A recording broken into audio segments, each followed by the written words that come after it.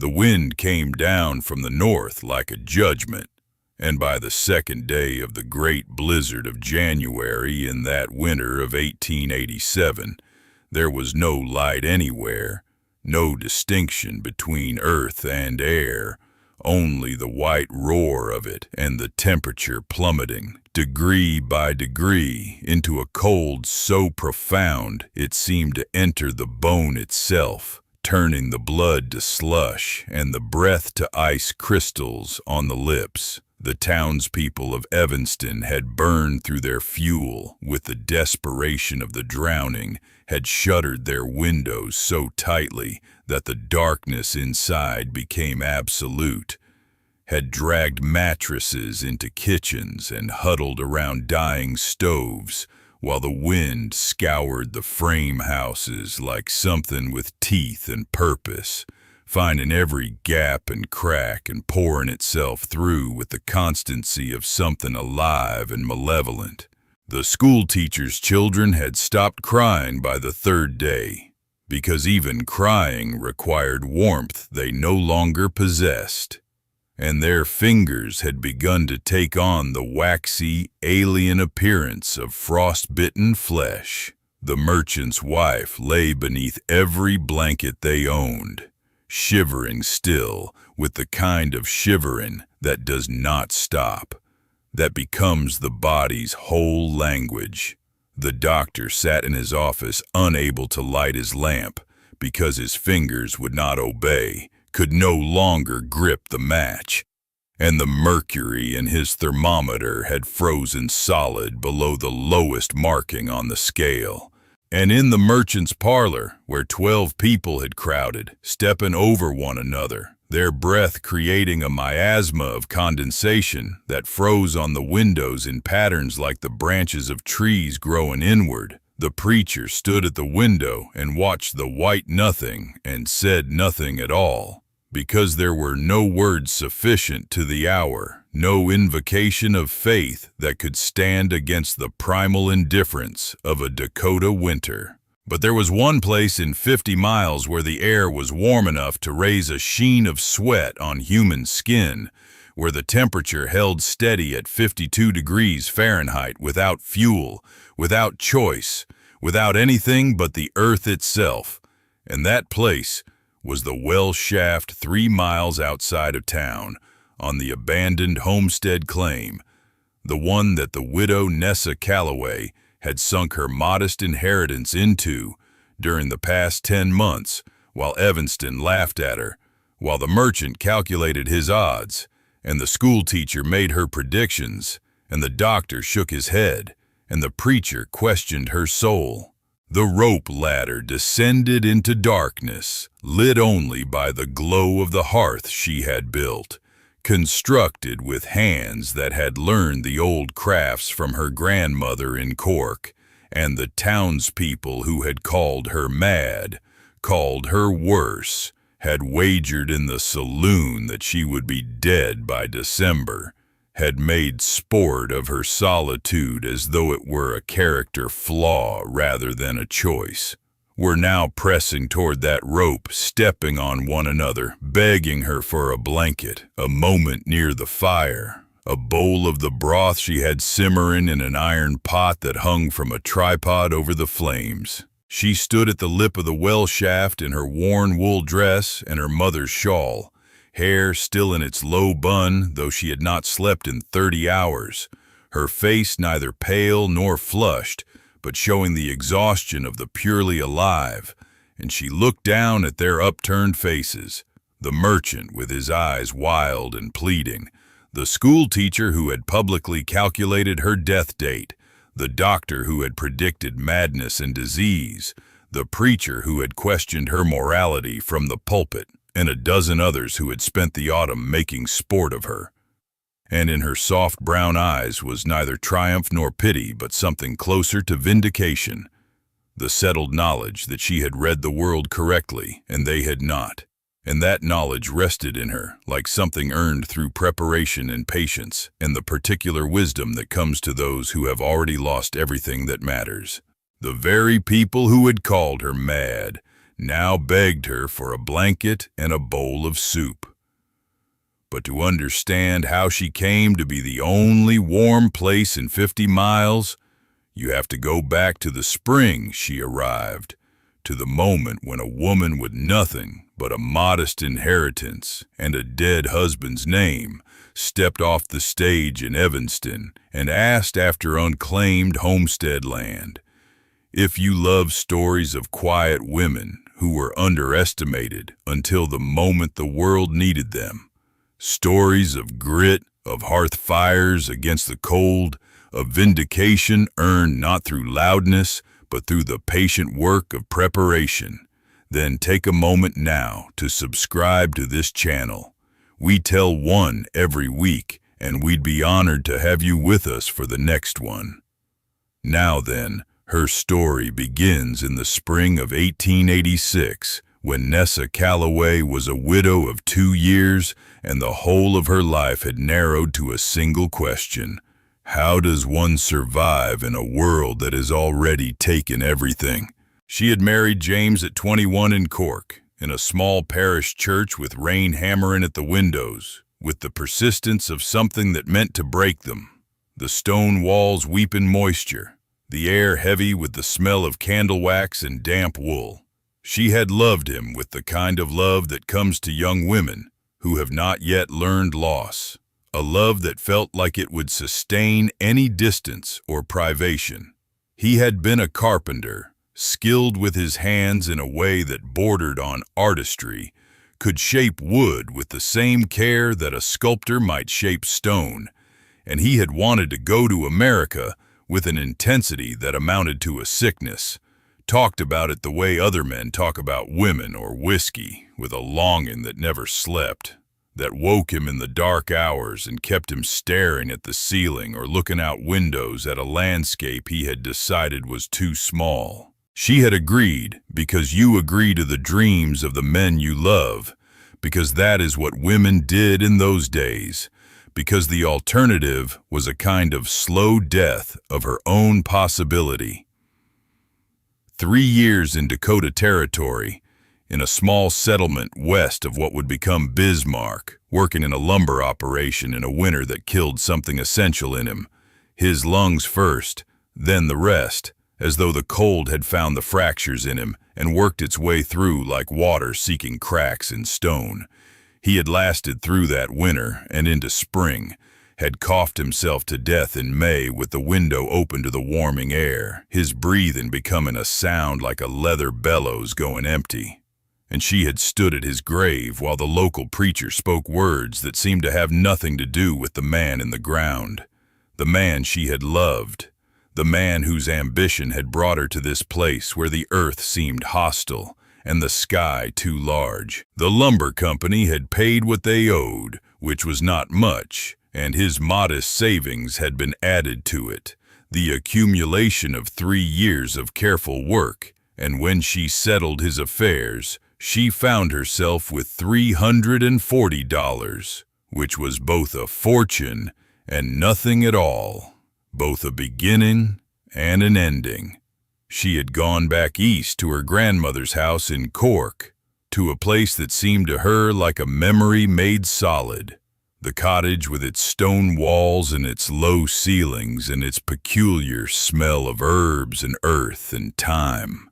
Her mother's mother, a woman named Maeve, who had lived to 73 and had forgotten nothing she had ever learned about the properties of earth and root and season. Maeve's hands were gnarled from decades of garden work, of shaping soil, of pressing seeds into darkness and coaxing them into light. For 2 years, Nessa had sat in that cottage and learned what her grandmother could teach her: how to read soil by the way it felt in your palm, how to understand the constant temperature of the earth below the frost line, where nothing could harm what lived there, how to preserve what grows through the abundance of summer for the starvation of winter, how to use what the ground gives up with reverence and without waste. Maeve had been an herbalist in the old way, without formality or credential,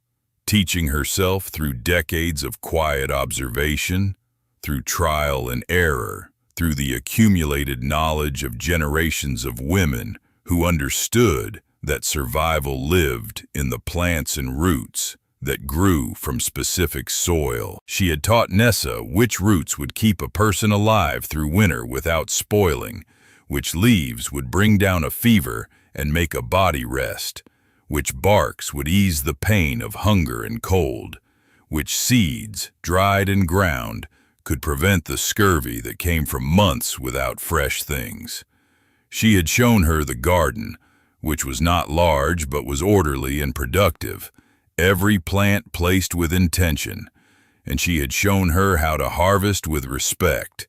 how to dry herbs by hanging them in bundles from the low rafters where the air could move around them, how to store them in cloth and pottery in places where dampness could not reach. And when Nessa had finally asked her grandmother if she should go back to America, if she should stay in this place, or if it was better to remain in Cork where the dead at least stayed familiar and the earth was not so hostile, the old woman had taken her hand, and Nessa could remember the exact texture of that hand, the papery skin, and the strength still present in the grip, and said something that would prove to be the hinge upon which her survival turned. "The earth remembers, girl. Everything you need is there, waiting in the ground, but only if you know where to look and how to ask." In the spring of 1886, at 31 years old, Nessa Calloway had returned to Dakota Territory with her grandmother's knowledge stored in her mind like provisions in a cellar, like seeds waiting for the right conditions to germinate. And she had the strange outsider's clarity that comes to widows, to those who have already experienced loss profound enough that lesser losses seem manageable. She saw the world differently than the people who had built lives in it, who had children and stakes and reasons to believe in the permanence of things. And she moved through Evanston like a ghost, moving through a place it had already left, like something that belonged more to the past than the future. And when the land agent showed her the abandoned homestead 3 miles out, a claim that had been taken up by a family from Philadelphia who had lasted 1 winter and fled back east with tales of wind that never stopped and cold that defied all preparation, she saw something no one else had thought to see. The house was partially collapsed. The fields were returning to prairie grass. The barn was a skeleton of weathered wood, but the well shaft stood solid and true,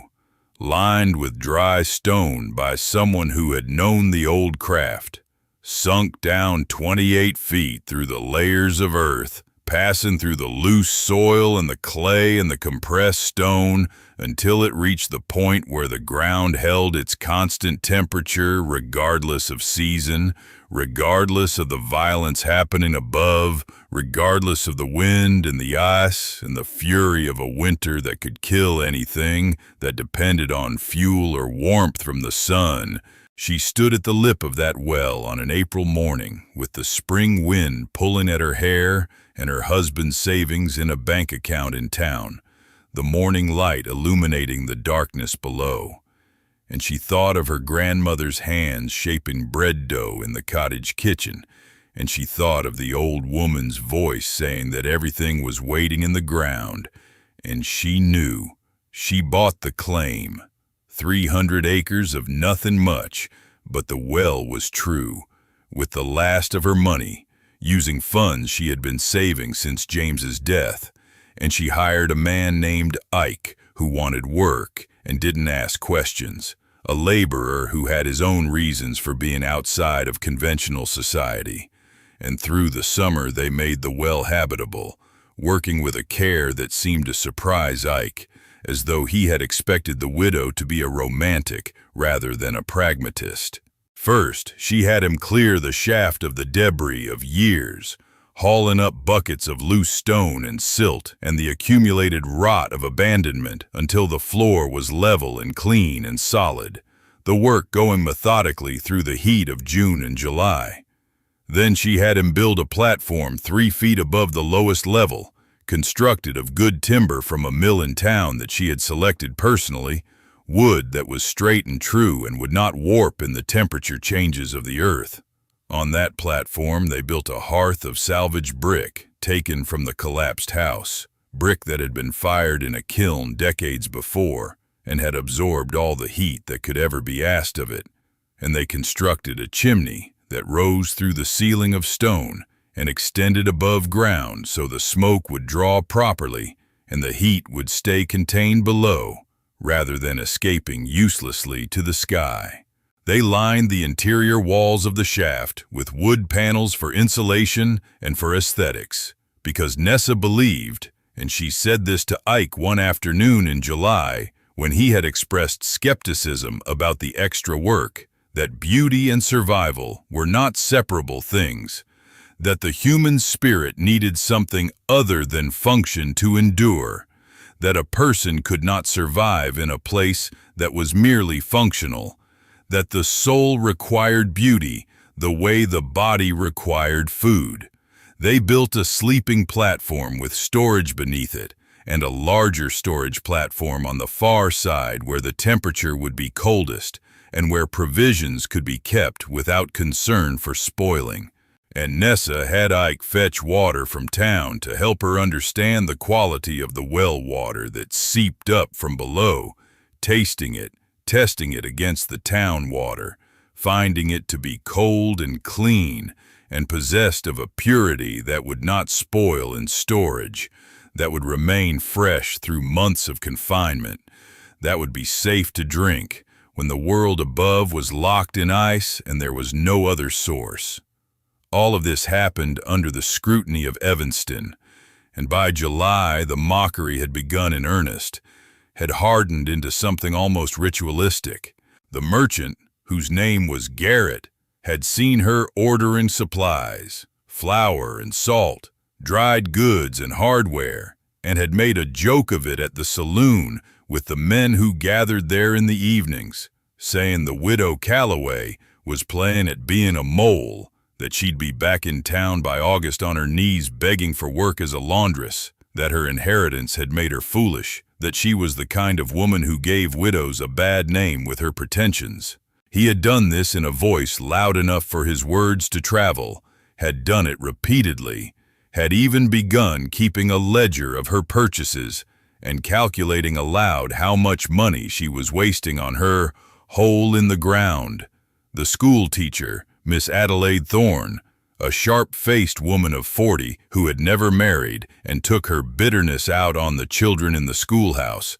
children whom she seemed to regard as inherent sources of disappointment, had visited the homestead once out of curiosity and had left shaking her head, saying it was unnatural, that no good would come of a woman living alone in a hole in the ground like something out of a fever dream or a Gothic tale, that she was defying God's natural order and the order of society, and had told the other women in Evanston with a kind of grim satisfaction that she had calculated the odds and the widow would be dead by March at the latest, probably by January, possibly sooner. The doctor, Dr. Hutchins, a man whose medical knowledge was barely above that of a horse doctor, and whose confidence was inversely proportional to his competence,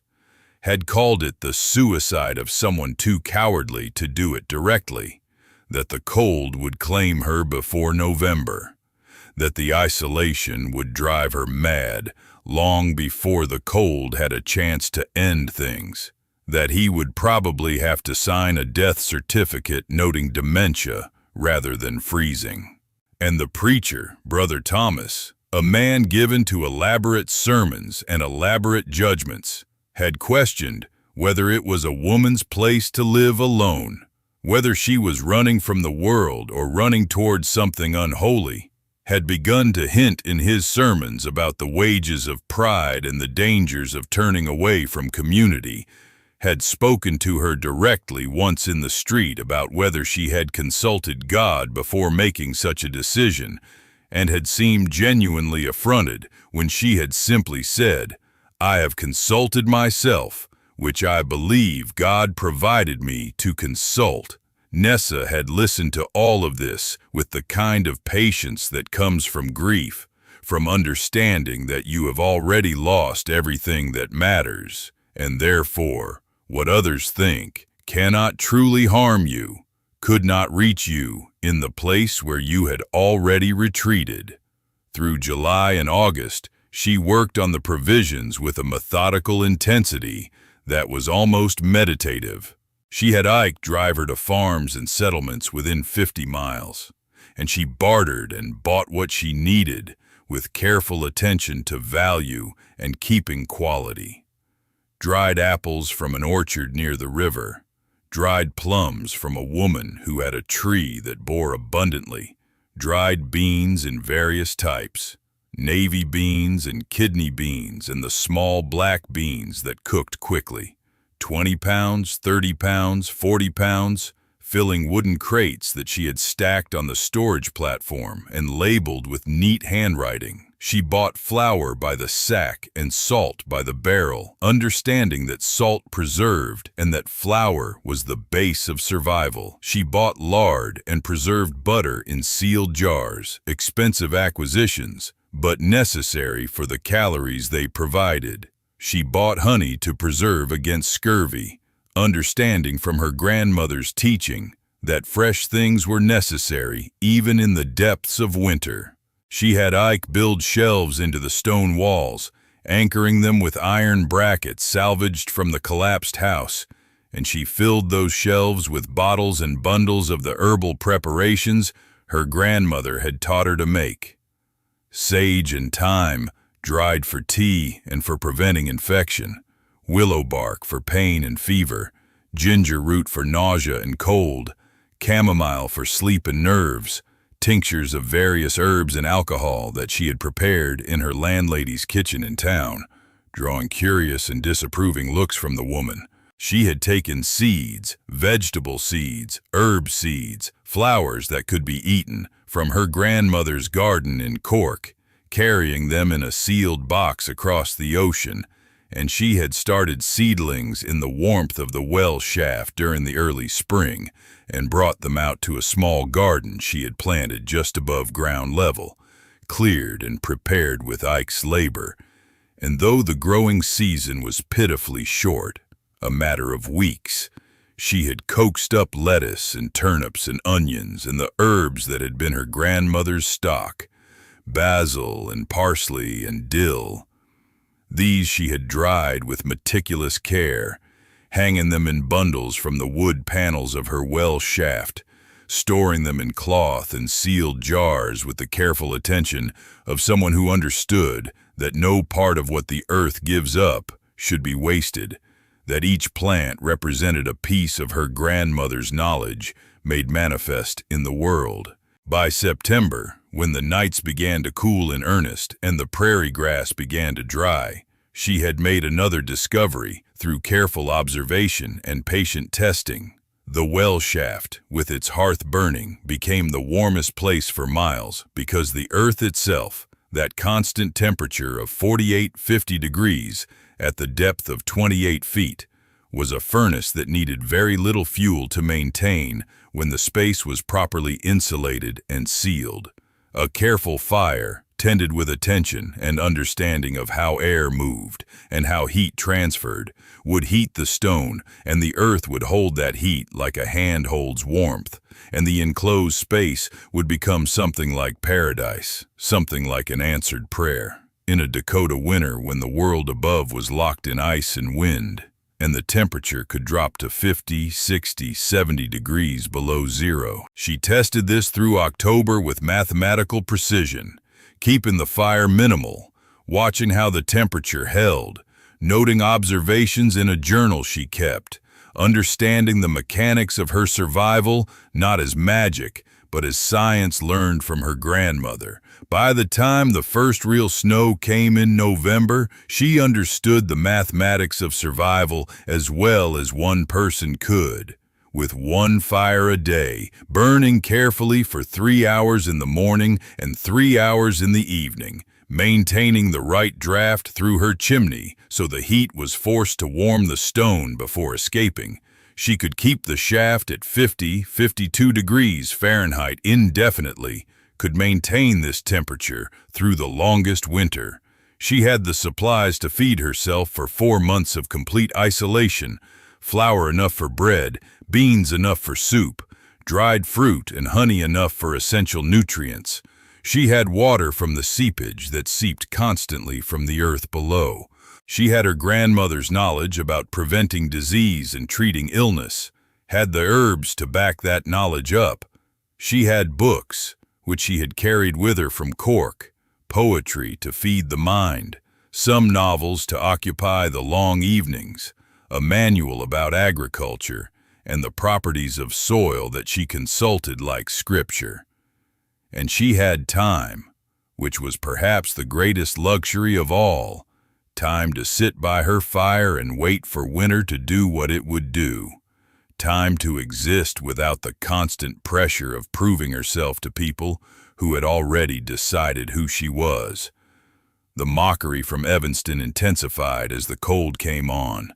became sharper and more ritualized as the September days shortened into October. The merchant Garrett had made wagers at the saloon that she would be dead by Christmas, influenza, pneumonia, or simply the giving up that cold brings, the surrender of the will that happens when a person understands they have made a fatal mistake. He had offered 6-to-1 odds that she would abandon her well by the new year and come crawling back to town, would present herself at his store desperate for work, would beg the townspeople for charity, and had even suggested taking bets on the exact date of her return. He would mention his wagers loudly enough for the widow to hear if she came to town, would check the ledger of bets publicly, would declare that he had made easy money, that the widow's foolishness was going to be quite profitable. The schoolteacher had started a betting pool with several of the other women, calculated the precise date of her demise with the pedantry of someone with a ruler and a calendar, with predictions ranging from January to March depending on who was betting, the women gathering at her house to drink tea and discuss the widow's probable madness and likely death with a kind of gleeful certainty. The doctor had made dark predictions about scurvy and the specific madness that comes from isolation, had suggested to anyone who would listen that by February the widow would be hallucinating. By March she would be a non-functional person if still alive, and that he would have the unpleasant duty of certifying her death. The preacher had begun to hint in his sermons about the wages of pride and the dangers of turning away from community, had used the widow's situation as a parable about the folly of independence, had made suggestions that her choice was somehow spiritually deficient, that she was resisting God's plan for women in society.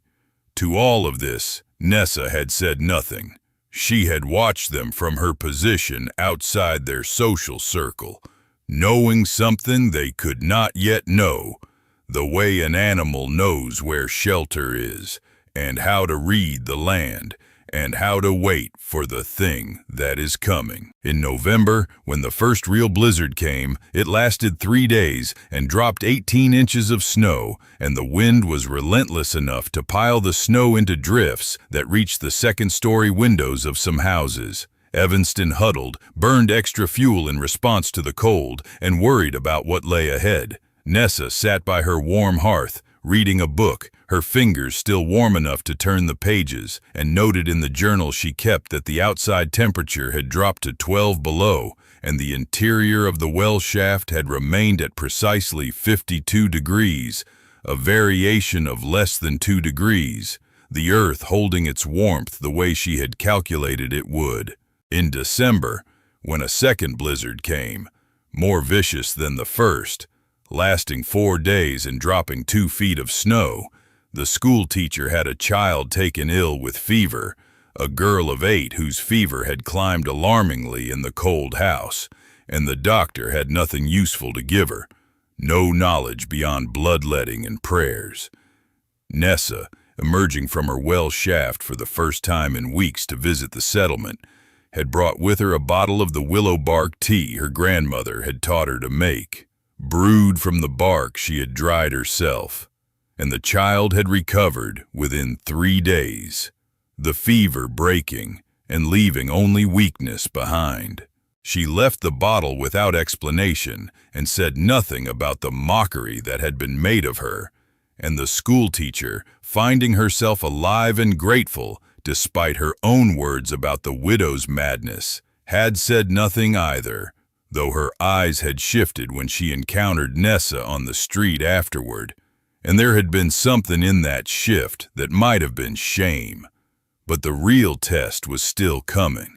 the thing that Nessa had been preparing for all along, the judgment that winter would pronounce on all the people who had laughed at her. It came in late January of 1887, when a blizzard unlike any of the settlers had encountered before began to move down from Canada, began to build through the day and night of the 18th and 19th, and by the morning of the 20th, when it was clear that this was not a passing storm, but the arrival of winter itself in its true power, in the fullness of its capacity for destruction, the people of Evanston understood that they had been given an audition for survival, and most of them were going to fail it. The thermometer on the outside of Dr. Hutchins's office had frozen so completely that no one could read it anymore, the glass itself fracturing from the internal pressure of the freezing mercury. The mercury had apparently gone lower than the scale allowed, had burst through the bottom of the tube and lost itself on the snow outside. Fuel was burning faster than anyone could calculate, families discovering that the wood they had cut and stacked in September was already gone, and there was nowhere to get more, and the cold wasn't diminishing but intensifying. The schoolteacher's children had started to show signs of frostbite on their fingers and toes, the skin taken on a waxy appearance, and there was no remedy and no hope. The merchant's wife had developed a cough that sounded like the cough of the dying, a rattling sound that seemed to originate from deep in her chest, and the doctor could offer nothing but the suggestion that she was likely finished. In the preacher's house, an elderly parishioner had simply stopped moving, had curled up under blankets, and seemed to be waiting for permission to leave this world, her breath becoming shallow and eventually ceasing. And someone, no one was ever quite sure who first said it, though the preacher always claimed it was not him, that he would never stoop to such a thing, someone had remembered the widow Calloway and her warm well shaft 3 miles into the prairie, and had looked at another person with desperation in their eyes and said, "She's warm anyway, she's got heat, she's got supplies." And that was all it took. The barrier of pride is a fragile thing when set against the cold. On the 3rd day of the blizzard, when the wind was still screaming with the voice of something alive and malevolent, and the temperature was somewhere in the realm of 20, 30, 40 below, no one knew exactly because the instruments had failed. The first of them came. It was Ike, the man she had hired, who came because he had a right, because he had earned the right through his labor, and because no one in town would notice the absence of a laborer in the chaos of survival. He had fashioned a rope from leather and hemp, and had played it out from the town toward where he thought the well was, following the drift of the wind and the configuration of the prairie in his mind, following memory and instinct. He had nearly died twice, had lain down in the snow once from exhaustion, and had gotten up only because his body had found some reserve of terror to draw on, some deep animal survival instinct that would not let him die. When he reached the well shaft, gasping, nearly gone, the ice in his beard and his fingers white with frostbite. Nessa had pulled him down the ladder and wrapped him in blankets and given him hot broth that tasted like the existence of God, like the redemption of existence itself. He sat by her fire and wept because he was warm, because he was alive, because everything outside was dying, and here, impossibly, was life. By that evening, the first of the townspeople had come. The merchant Garrett had come with his wife, had descended the rope ladder into the warm darkness, like a man descending into a dream, and had found the widow Calloway standing at the lip of the well with her grandmother's shawl around her shoulders, and behind her the glow of a hearth, and the air warm enough to raise a sweat, warm enough to feel like heaven itself. She had not said anything about his wagers or his mockery, had not recited his predictions or reminded him of his certainty. She had simply moved aside and gestured to the fire. By the next morning, there were 12 people in the well shaft, though the space was never designed for more than 3 or 4, and they arranged themselves in a configuration of desperate comfort, sleeping in shifts, sitting closer than propriety would normally allow.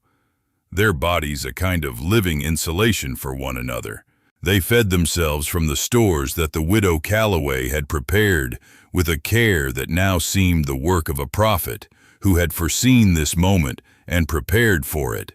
The school teacher came, and then the doctor, and then the preacher, and each of them descended into the well shaft with the same expression on their face. The expression of someone who has been proven wrong, and is grateful for it and ashamed of it, all at the same time. The widow said nothing to any of them about their words or their wagers or their predictions. She simply fed them and warmed them and allowed them the dignity of silence. The blizzard raged for another 8 days. By the time it was finished, 19 people had been in the well shaft at various times, taking shifts above and below, some going back to check on those who had refused to come, returning with tales of suffering above ground that seemed almost fictional in their extremity. An entire family, 3 miles north of town, had died, had actually frozen solid in their house, locked together like a monument to the price of staying put when you should have walked toward warmth. The preacher's elderly parishioner had been one of the 2 deaths in town, had given up on the 3rd day despite the town's best efforts, though the preacher now would never speak of this with anything other than a kind of wondering gratitude that at least the widow's warm place had been available for so many others. The school teacher's children had survived intact, and would carry with them forever the memory of the well shaft and the widow, who had prepared as if she alone could understand what was coming, as if the world had spoken to her in a language that only she could hear. The merchant Garrett never quite recovered from the knowledge that his wager against her had been written on the very day that she was saving his life, and he would spend the rest of his days in a kind of gentle, unforgiving guilt that made him a quieter man, a less mocking man, a man who had been reminded that the world is not a place where you can make sport of its mysteries. But on that morning, when the blizzard was still at full fury, and the desperate townspeople were pressing toward the rope ladder, stepping on one another, begging her for warmth and soup, Nessa Calloway stood at the lip of the well shaft and looked down at the upturned faces of the people who had wagered against her, who had called her mad, who had questioned her right to survive alone. And she said nothing. She had prepared too carefully to need to say anything. She had read the world correctly, and they had not. And now that reading was inscribed in the warmth of a well shaft in the middle of the prairie, in the stores of provisions arranged on wooden shelves, in the careful fire that she had maintained through the long autumn and into the deepest part of winter. She simply moved aside and gestured them down, one by one, into the warm darkness, into the place where she had always known They would eventually have to come. The blizzard came in January with a violence that made the prairie itself seem complicit in its fury. 3 days before the snow, the temperature had begun to turn, dropping from bearable cold into something that altered the very texture of the air, something that made a man's lungs burn with each breath and turned exposed flesh into something brittle and foreign. Nessa watched it from above, watched the way the light changed across the white expanse, watched the wind patterns shift in the cottonwoods, watched the way the birds ceased their calling, watched how the rabbits moved with a frenetic urgency toward shelter. She recognized in these signs the same portents her grandmother had taught her to read in the flight of birds and the behavior of insects,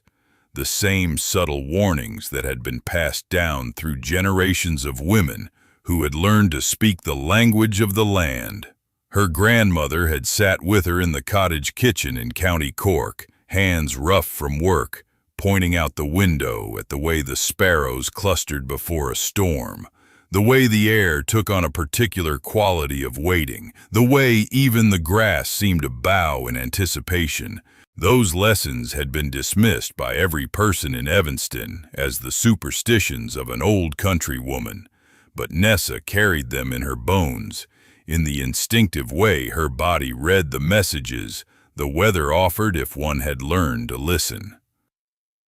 On the morning the true blizzard struck, the thermometer by the well mouth read 38 degrees below zero. The mercury had already begun to retreat from the tip of the glass tube, and within hours it would drop further still, would eventually fall so far that the thermometer itself became useless, a failed oracle. The wind came from the northwest in shrieks and howls that seemed less like weather than like something sentient and malevolent,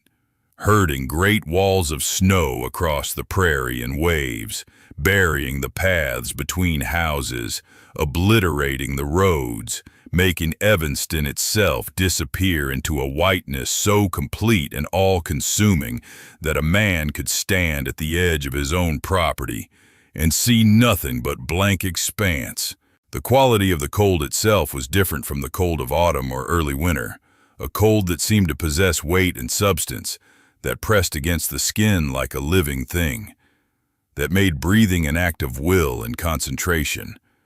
The snow came sideways, came upward in the wind's violence,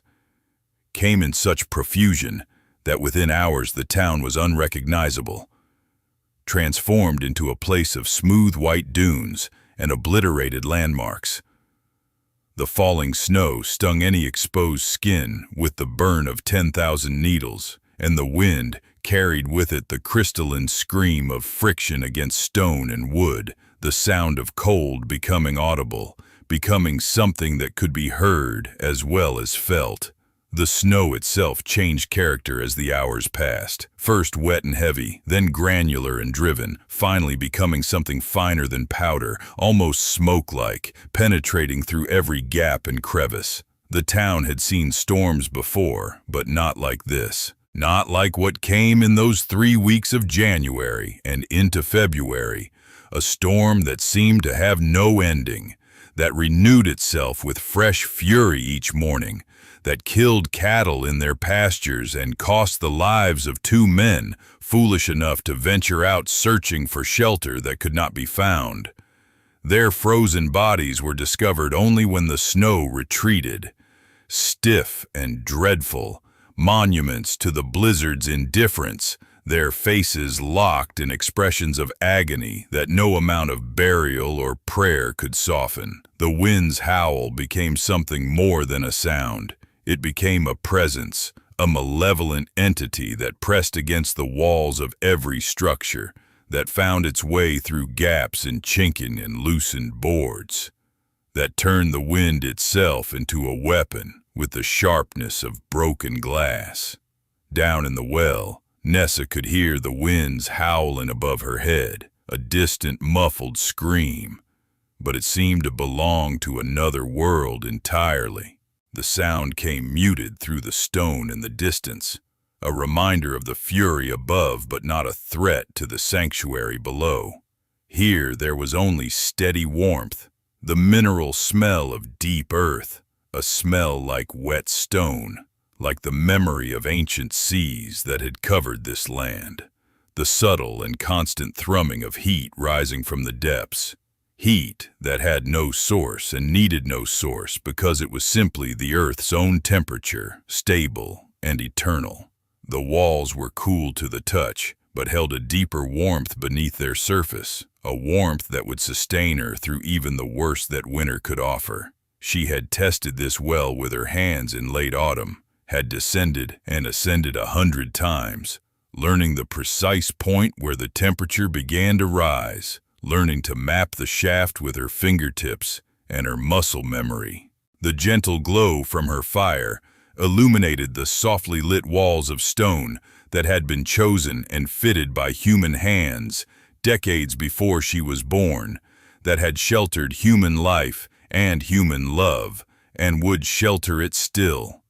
The stone itself seemed to hold memory within its grain, the touch of every hand that had descended into this place, the breath of every person who had sought refuge in its depths. She had laid in supplies knowing winter would be hard, but the magnitude of what came exceeded even her darkest expectations, and she was calculating her stores, moving things carefully, ensuring that what she had would stretch as long as the cold lasted, her grandmother's voice in her head offering guidance about proportions and preservation,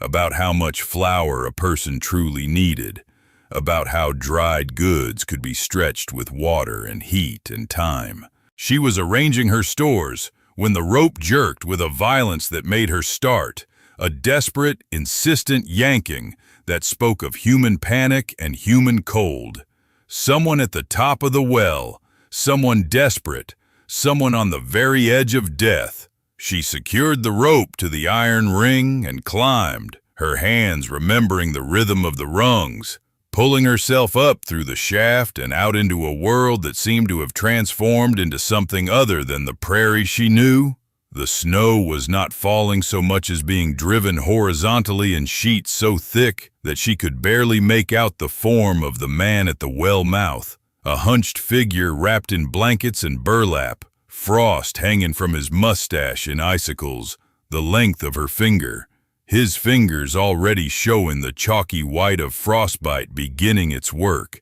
The flesh turning that peculiar waxy color, that meant death was working its way up the hands toward the heart. It was the merchant, the one who had called her mad not 6 months before, the one who had made jokes about her burial in a well, who had said aloud in his shop that the well would be her coffin and the prairie her tomb. His eyes held the shock of recognition and then shame and then pure animal desperation, the look of a man who realized that the person he had mocked was now his sole hope for survival. She did not gloat. She did not hesitate. She took his arm, which was shaking violently with a tremor that came from the deepest core of his body, and guided him to the rope, showed him how to hold on, how to trust it despite his fear, and climbed down beside him as he descended into the warm darkness, her presence below him like a promise that he would not fall, that someone was waiting. He wept when his feet touched the stone floor,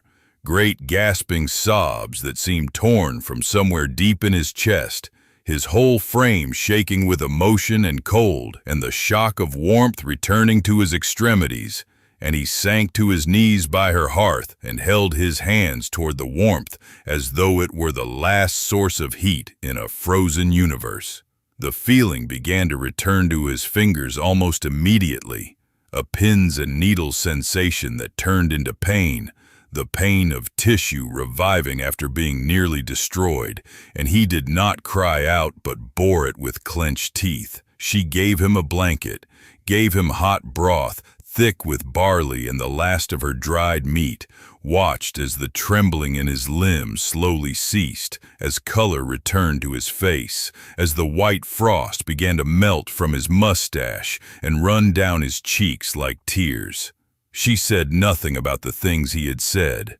nothing about the jokes or the predictions of her death. She simply existed in the same space as his shame, quiet and unaccusing, and somehow that quietness made his apology, when it finally came in a broken whisper, mean more than any elaborate forgiveness could have meant. The merchant's name was Hollis, and his hands bore the permanent marks of frostbite, damage that would shape the rest of his life, a physical reminder of the day the woman he had mocked saved his existence. By the second day of the true blizzard, there were 4 people sheltering in the well, farmers whose homes had become barely habitable, men with wives and children crying from the cold, their voices echoing off the stone walls in a chorus of relief that bordered on the hysterical. One of them, a man named Jed, with a wife named Margaret, spoke in the flat Prairie accent of someone born to the plains, his words carrying the grain of the land itself. "I never thought I'd see warmth again. Thought we'd all go together, all of us frozen solid standing at the hearth. And she just kept that fire burning, kept it going like it was the only thing that mattered." His voice held the tone of someone who had been given a gift too great to acknowledge properly, too vast to be measured in gratitude. By the 3rd day, there were 10. By the 4th, there were 16. They came through the storm like pilgrims to a shrine, desperate and half-frozen, calling down into the darkness with voices that carried the edge of panic,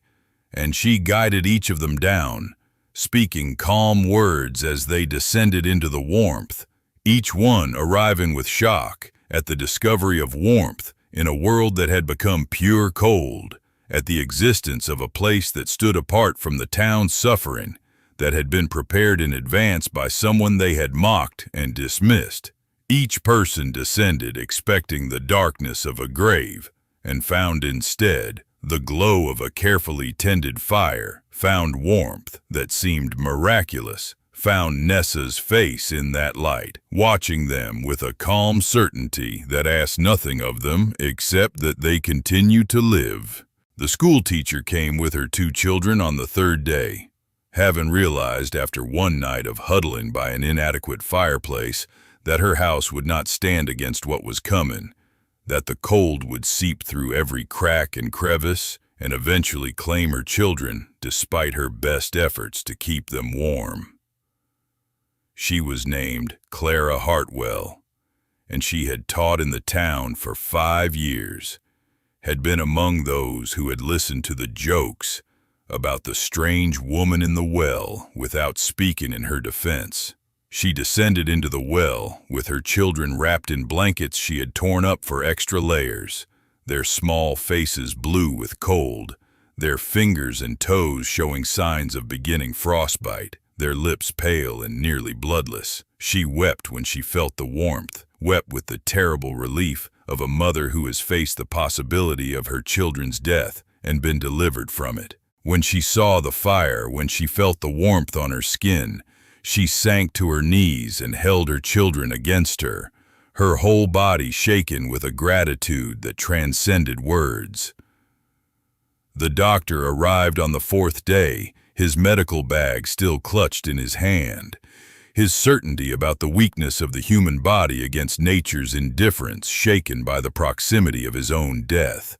His name was Frederick Marsh, and he was a man who had built his entire understanding of the world on the premise that science was superior to nature, that human knowledge could overcome human limitation.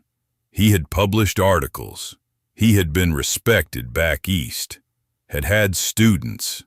The blizzard had challenged that worldview so thoroughly that he descended into the well as a different man, a man humbled by the exposure of his own mortality, stripped of the authority that his credentials had granted him. He examined Nessa's hands, which bore the marks of exposure from her time at the well mouth during the worst of the wind, which were chapped and raw but still functional, still strong. He told her that what she had done there, clear in the well mouth, exposed in that killing cold, should have cost her her fingers and perhaps her life. Instead, her hands remained intact, her constitution seemingly made of something harder than most human flesh, made of something that his years of medical training had not equipped him to understand or explain. The sheriff came on the 5th day with 2 deputies, their badges and authority rendered meaningless by the cold,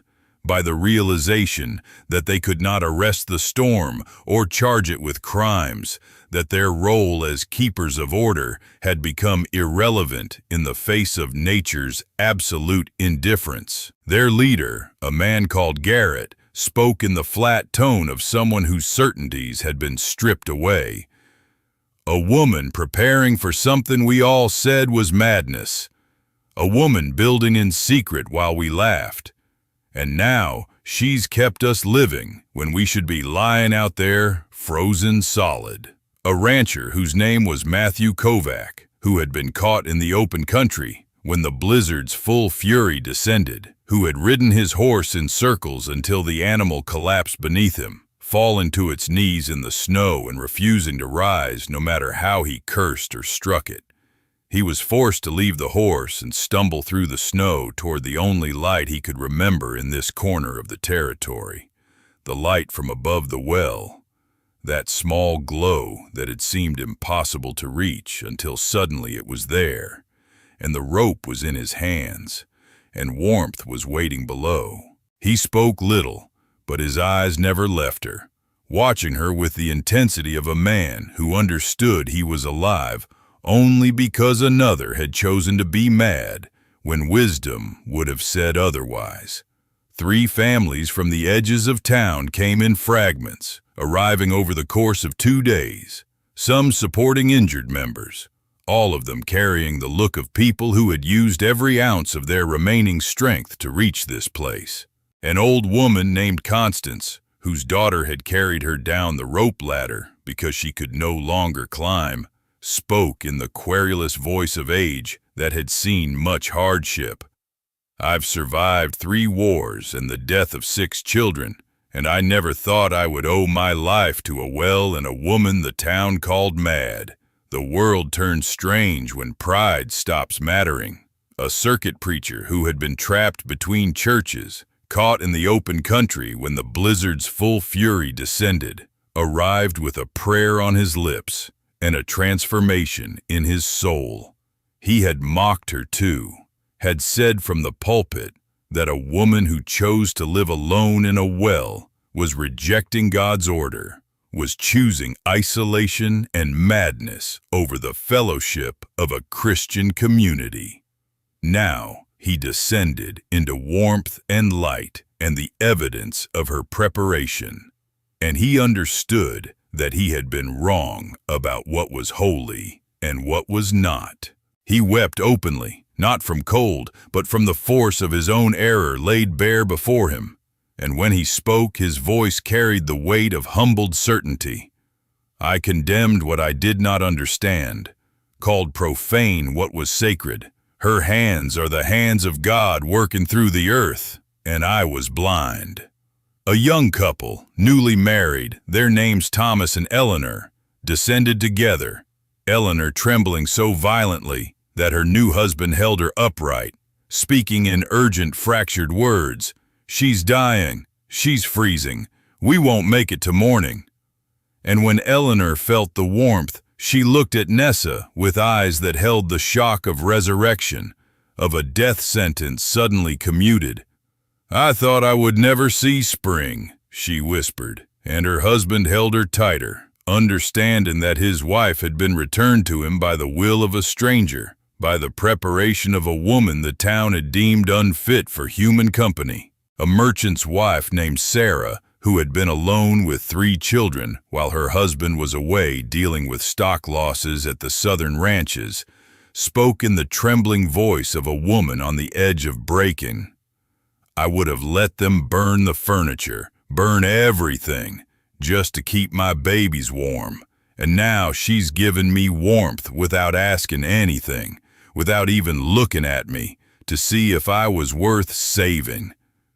Soon, the well shaft held 28 people, perhaps more, arranged in the larger chamber at its base, cooking in shifts over the carefully managed fire, using the rope ladder to ascend when necessary, for bathroom purposes, in a small chamber Nessa designated for that purpose, wrapping themselves in blankets and hides and anything that could provide additional warmth. The space became a small city, organized and efficient, a place where human beings learned to share space and resources in ways that their normal lives in Evanston would never have demanded. Nessa bore the weight of all of them with a quiet competence that seemed to draw strength from the stone itself. She rationed her food with mathematical precision, knowing she had supplies for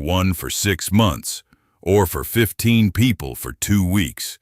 or for this many for perhaps 3 weeks if she reduced portions carefully. She consulted her grandmother's voice in her memory, that voice that had taught her how to stretch flour by adding water and heat, how to make a single vegetable feed many people by boiling it into a broth and serving it with bread, how to preserve the nutrition of food when quantity was limited.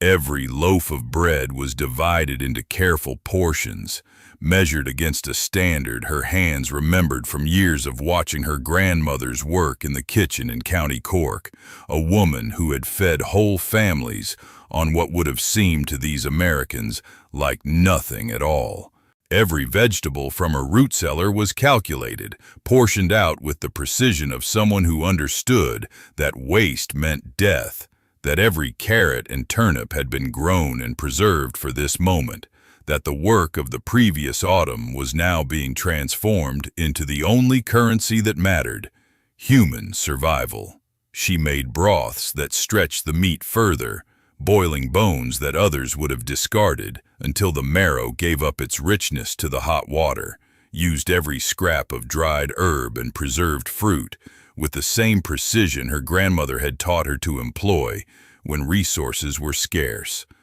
On cold nights in Ireland, when turf was expensive and meat was a luxury, her grandmother had fed families of 12 on what would seem to an American merchant like nothing at all. Nessa could remember the woman standing at the hearth, her hands moving with the precision of someone who had done this 1,000 times, dividing a single potato into portions so careful that no one would go hungry, but no one would eat more than their share. She had watched her grandmother's face as she did this work, had seen in it a kind of prayer, a kind of meditation, had understood without words that this was sacred work, that the feeding of others was the highest form of love. Nessa drew on those memories, drew on that knowledge that lived in her hands and in her understanding of proportion and time. Her grandmother's voice came to her as she cooked, not in words but in the shape of her hands, in the instinctive knowledge of when to add water, when to add heat, when to let something simmer until its essence had given everything to the broth. She made a broth from chicken bones that Hollis the merchant had contributed before the blizzard, boiling those bones for hours until they released their gelatin, which would add strength and body to the thin liquid she was making feed so many people. The smell of that broth cooking filled the well shaft, filled the stone chamber with the aroma of sustenance, with proof that life could continue even in a place of such restriction. She added dried apples and preserved turnips and carrots that she had stored from the previous autumn, adding them in careful measure, knowing exactly how long they would last if she was disciplined in her allocation. She knew that 30 people eating for 3 weeks would consume a quantity of food that seemed impossible, and yet her hands had prepared for exactly this scenario, gathering and preserving with the obsessive care of someone who had been called mad for her preparations. She taught Clara, the schoolteacher, how to knead bread using less flour than normal, stretching the dough by adding a bit of rendered fat and knowledge, creating something that would still sustain even with reduced quantity. Her hands guided Clara's hands, showing her the feel of the dough when it was right, the point at which it had given up its elasticity, and would create the proper crumb structure. She showed her how to cup the dough in her palm, how to feel its readiness through fingertips, how the work of kneading itself could be reduced if one understood the nature of gluten and patience. She rationed her stores of coffee, making each small portion serve multiple people by adding hot water and letting the ground steep longer, creating a beverage that was more symbol than substance, but which served the purpose of warmth and ritual and normalcy in a place that was becoming a strange new normal. The smell of that weak coffee, brewed from grounds used 3 and 4 times, became the scent of hope, became the thing that made morning different from night, became the ritual that reminded them all that civilization and care could persist even in the depths of stone. She used every potato from her root cellar, cooking them carefully so that the water in which they boiled could be used in broth, wasting nothing. The peels were set aside to be boiled separately, creating a thin but nourishing liquid that could be stretched with milk powder and salt to create something almost like proper food. She counted every grain of rice, every bean, every dried pea, and on the evening of the 19th day, she looked at her stores and understood that she had enough to sustain them until the break came, that her preparation had been exact, that the town's mockery had been the price of their salvation. By the 3rd week, she had found ways to stretch her stores so completely that the people eating them would not have believed how little actual quantity had been divided among them. The Irish herbalist's granddaughter fed a town's refugees in a stone-lined well, and they lived, and in living they were transformed, and the shame that each of them felt became the price of their survival, a debt that could not be repaid because it had not been incurred through any exchange of money or land or goods, but through the simple fact that she had chosen long ago to prepare, and they had chosen long ago to mock her. On the 8th day of the blizzard, the schoolteacher, sitting by the fire with her children wrapped in blankets beside her, spoke the apology that would shatter the wall of their collective shame. She said that she had been wrong, that she had been unkind, that she had believed something foolish because it was easier than believing in the possibility of another woman's wisdom, easier to laugh at the strange, lonely woman in the well than to contemplate that perhaps that woman understood something about survival that they did not. She said that Nessa Calloway had seen clearly when all of them had been blind, that she had prepared for a future they had been too comfortable to imagine, had taken seriously the warnings of winter in a way that they had not. She asked forgiveness, not on behalf of the town, but on behalf of herself, because forgiveness from Evanston as a collective body was not possible, because an institution does not apologize, but forgiveness from one person to another might be, if offered and accepted humbly. Her voice trembled as she spoke, and her children watched her with the solemn faces of people who understood that something important was occurring, that their mother was changing in some fundamental way.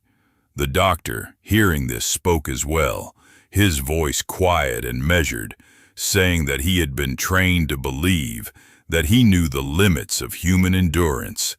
and that Nessa's well had revealed to him that his training had been incomplete, that his education in medical schools back east had not equipped him to understand the ways that preparation and knowledge could extend the boundaries of human survival. He had predicted her death with the certainty of a man who had studied medicine, had made his prediction with the weight of his learning behind him, and she had lived, and his survival in this moment was a direct consequence of her preparation and her knowledge. He owed her his life, and the debt humbled him. He looked at his hands, still bearing the slight tremor of exposure, and he understood that he had been studying the wrong thing, that all his books and credentials had taught him nothing about the true nature of human strength, that a woman living alone in a well knew more about the preservation of human life than all his years of formal education. The merchant said nothing but watched her constantly, a guilt so profound written across his face that words seemed insufficient, a guilt that would remain with him for the rest of his life, that would change the way he conducted his business, that would make him a different man, a better man, for having stood at the edge of death and been saved by the person he had mocked. He pressed his lips together as though to prevent himself from speaking, knowing that words could not encompass what he owed, knowing that apologies were too small, too inadequate for what had transpired. The preacher, who had spoken of sin and redemption from his pulpit, found himself for the first time truly understanding what those words meant, found himself on his knees beside the fire with tears streaming down his face, praying not words of liturgy, but words torn from his own heart, raw and honest,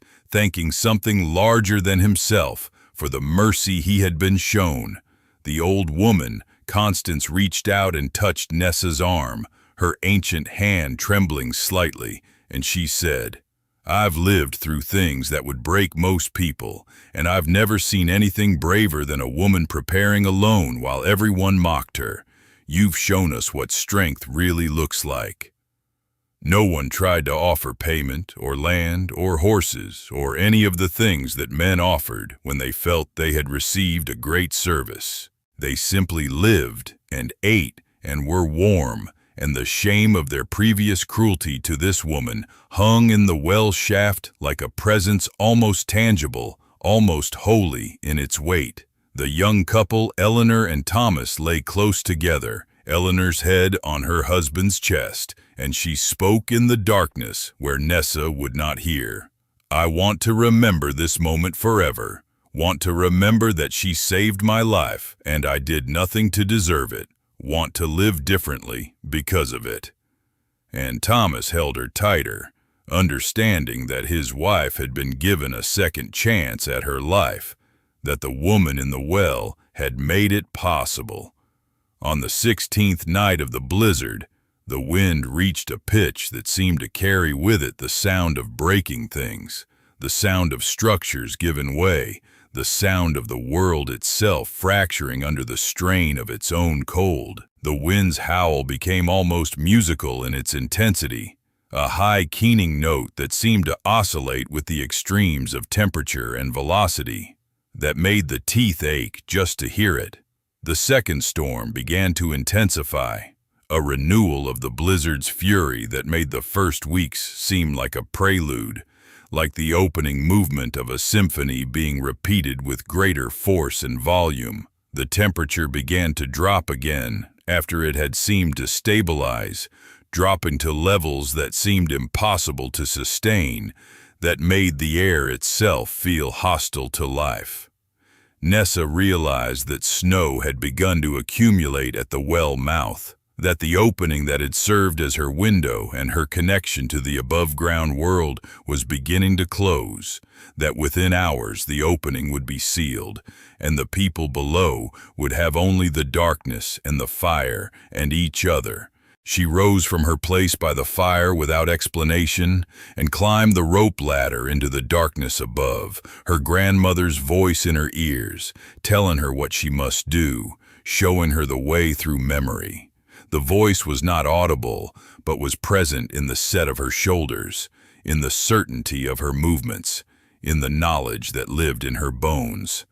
The wind caught her the moment her head emerged, caught her and tried to throw her back down into the shaft, and she clung to the iron ring as the blizzard howled around her, as the snow drove into her face with the force of tiny hammers, as the cold reached into her chest and tried to stop her heart. She could not see 5 feet in any direction. The world had become whiteness, pure and absolute, a whiteness that seemed to possess a texture and a weight, that seemed to press down on her from above and push up from below, that seemed to exist in all directions simultaneously. The cold itself was no longer a feeling, but a kind of existence, a way of being that had replaced the previous temperature, a cold so intense that it seemed to burn rather than freeze, that made her lungs scream with each inhalation,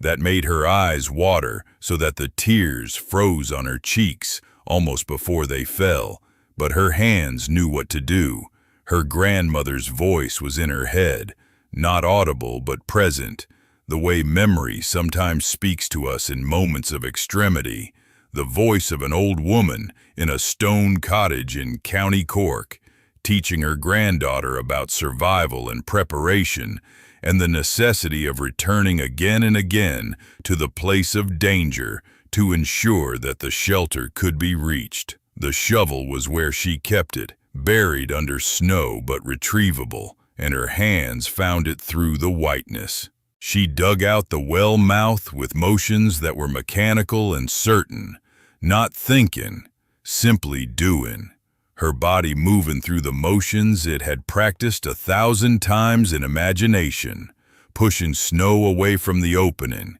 keeping the shaft clear, maintaining the passage between the two worlds.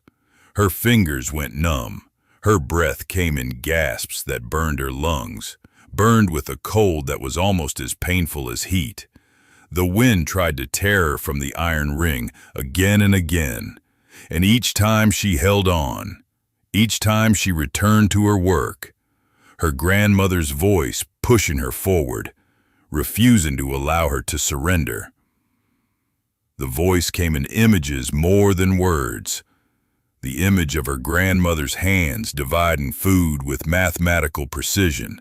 The image of her grandmother's face set with determination as she prepared for winter in County Cork. The knowledge passed through generations of women that preparation was love, that sacrifice was strength. Hours passed, or what felt like hours, in the darkness and the numbness. The snow kept coming, kept accumulating, and she kept clearing it, a Sisyphean labor that would have broken a person with less connection to the knowledge of what hung in the balance below.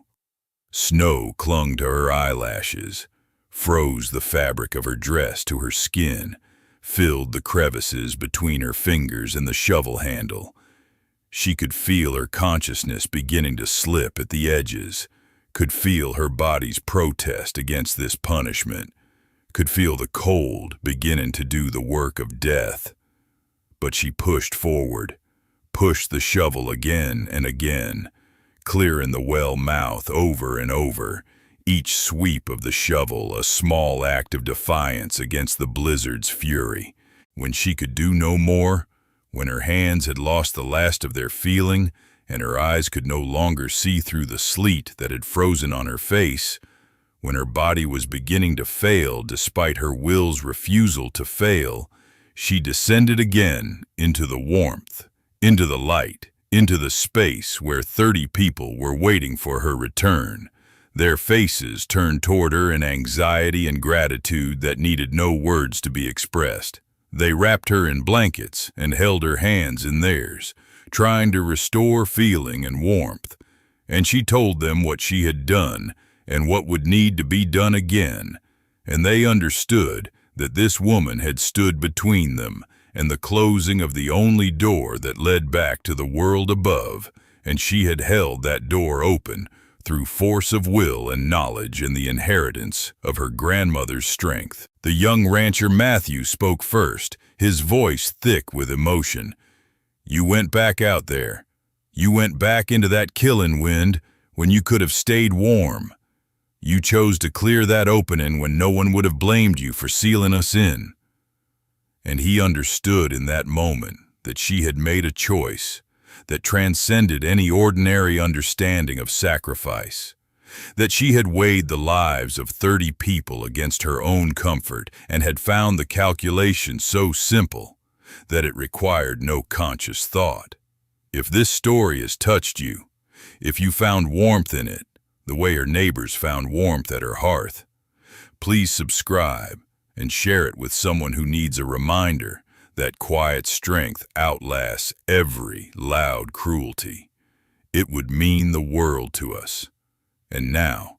the final chapter of her winter. The blizzard broke on the 23rd day of February, as suddenly as it had come, like a curtain falling on a stage at the end of a performance. Nessa woke to a silence so complete that it seemed unnatural after weeks of that constant howling, weeks of wind that had become the background to existence itself, so much a part of the world that its absence seemed to create a void. She climbed the ladder and found the sun, pale but present, hanging in a sky that was clearing from white to blue with the kind of gradual transformation that felt like a blessing, like the world itself was being born anew. The snow still lay thick across the prairie, creating a landscape that was almost unrecognizable, burying fences and small structures under the weight of winter's accumulation. But the wind had ceased, and the temperature, while still well below freezing, was no longer the murderous cold that had defined the blizzard's heights. She could feel spring in that absence of wind, could sense in the quality of the light that change was coming, that the cycle was turning, that the prairie would emerge from this white expanse and green again. She descended and told them, and they understood immediately that something had shifted, that the test had been passed, that they could return to the world above. They did not leave immediately. There was no rush, no frantic scrambling for the exit. The school teachers' children were warm and fed and safe, and the town above them was still treacherous with drifts that would make travel dangerous and uncertain. But over the next week, in twos and threes, they climbed the rope ladder back into the pale sunlight, and each of them thanked her with words that seemed to cost them something, seemed to come from a place of genuine transformation. Hollis the merchant pressed money into her hands, and she pressed it back, the bills crumpling in his fingers as he understood that there could be no transaction here, no way to convert what she had done into commerce. Frederick the doctor offered to deed her a parcel of land, and she declined with a courtesy that was not unkind, understanding that what he was offering came from a place of shame and a desire to restore balance, but understanding also that some gifts cannot be accepted because they would diminish what had been freely given. The preacher asked if he could pray for her, and she said that she would welcome his prayers, but not because she needed them, because she was already blessed by the knowledge that she had done what was necessary, blessed by the inheritance of her grandmother's strength. The old woman Constance, the last to leave after being carried up by her daughter, pressed something into Nessa's hand, a small wooden cross that she said had been blessed by her own mother's mother generations back, and she said, "This is from women who knew about strength, about doing what was necessary when the world said it was impossible. You belong to that lineage too." On the morning when the last of them climbed up and out of the well, when Nessa stood alone again in the chamber that had been a refuge for so many, she felt something that might have been loneliness, or might have been something deeper, a satisfaction that came from having done what was necessary, from having prepared in advance with the meticulous care of someone who understood the stakes, from having believed in her own knowledge when the world had called her mad. The silence in the well was profound, was different from the silence of solitude, was a silence that carried within it the echo of voices and footsteps and the shared warmth of survival. She climbed the ladder herself and emerged into the pale sunshine of an early spring that was still weeks away from true warmth, but which carried in the air the promise of warmth to come, the certainty that this winter would not last forever, that green would return to the prairie. The snow was beginning to settle and compact, to reveal the prairie beneath it,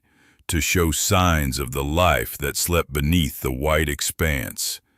The buffalo grass had survived beneath the snow, protected by the very weight that would have seemed to threaten it, and it would green again when the warmth returned. She stood at the well mouth with her hands on the stone rim and looked out across the land that had been her chosen home, and she felt in the air around her the presence of her grandmother, not as a ghost, but as a continuance, as the preservation of knowledge and wisdom that had passed from one generation to another and would pass forward still. The old woman's voice spoke to her now, not in words, but in the quality of the light, in the sound of the wind's absence, in the feeling of the stone beneath her palms.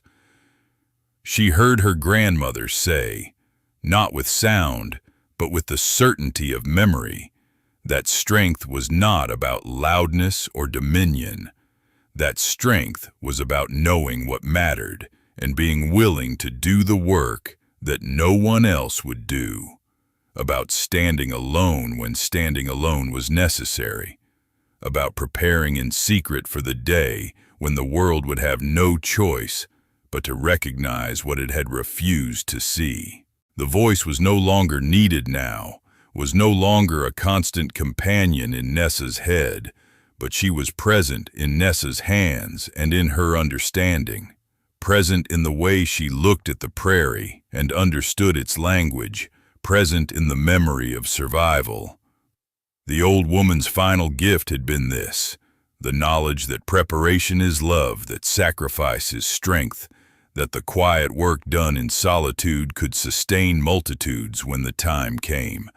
The town of Evanston had tried to break her, to prove her wrong, to turn her solitude into evidence of her error. Instead, they had come to her, and she had sheltered them, and in being sheltered, they had been forced to recognize what they had refused to see before, that she had never needed their approval or their acceptance, that she had carried within herself everything that was necessary for survival and for a kind of peace that comes from being true to one's own nature. She did not need Evanston any longer. She had never needed Evanston. What she had needed was respect, and respect had finally come, earned through a blizzard, purchased by her courage and her preparation and her willingness to show mercy to those who had shown her none. The spring would come in full within weeks, would bring green to the prairie and warmth to the air, would restore the world above to a place of visible life and growth. Nessa would remain, would continue her life in the well, and above it would become a fixture of the Evanston landscape, the woman who had lived alone and prepared for something no one else believed would come. And in her living and her presence, she would remind them always of what they had been and what she had made of them by her refusal to accept their judgment. She turned back toward the well, toward the darkness that was no longer unknown to her. That was in fact the most known place in all the world, and she smiled and descended, and the great stone shaft held her warm and safe, and the winter finally released its grip, and the prairie began its journey toward green. And in the depths below the surface of the earth, she stood with her hands on the rim of the well and felt the presence of all the women who had come before her, the long line of strength stretching back through time, the grandmother's voice preserved in the grain of her understanding, the knowledge that she had done what was necessary, and the world would go on, and she would go on, and what she had built in the darkness would sustain her and others long after the snow had melted and the prairie had returned to green. She smiled at the well mouth one last time before descending, smiled at the spring sky and the promise it held, smiled at the knowledge that she had been proven right, not by vindication, but by the quiet recognition that lived now in the eyes of everyone she had saved, and she descended into the warm depths, and the stone embraced her, and the grandmother's voice faded not into silence, but into the very substance of her being. And she was home.